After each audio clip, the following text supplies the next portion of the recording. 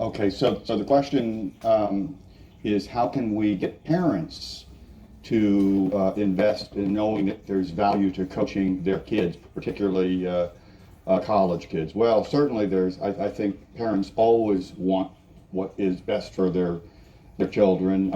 They save, they've scrimped if necessary to put them on to college.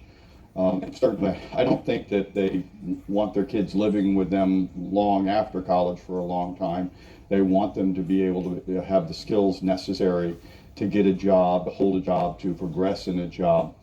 And certainly, as a parent, I can say I absolutely want that for my child. And I certainly, I get those opportunities to coach my own children in what I call life skills, not just academic skills. You know, how to talk to people, how to look people in the eye, and things that are really common sense for so many people. But we've got to remember that common sense is sort of developed as a skill over time with our children. And one of the things that has been so fascinating in some of the research, Romaldo, on this is that almost 70% of employers are saying that they do not believe that college students taking on their first job are equipped with fundamental career skills.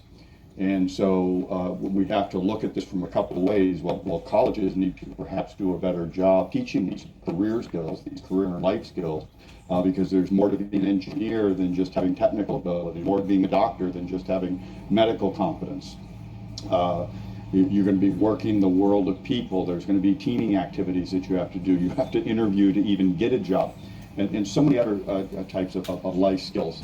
And in one of the things that's been a little frustrating to me at times is that when we try to go directly to the students to do this, a very, very small percentage of them do in college.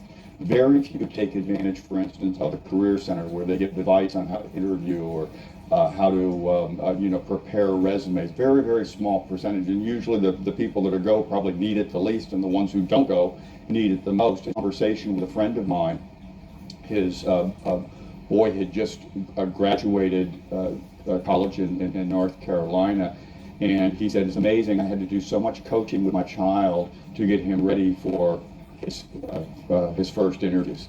He says, I wish they did a better job preparing our kids for what is the real world. So I think you're on to something there. I think it's a really interesting angle, because I wish the kids would do it on their own, but they're not, and I think parents still have influence.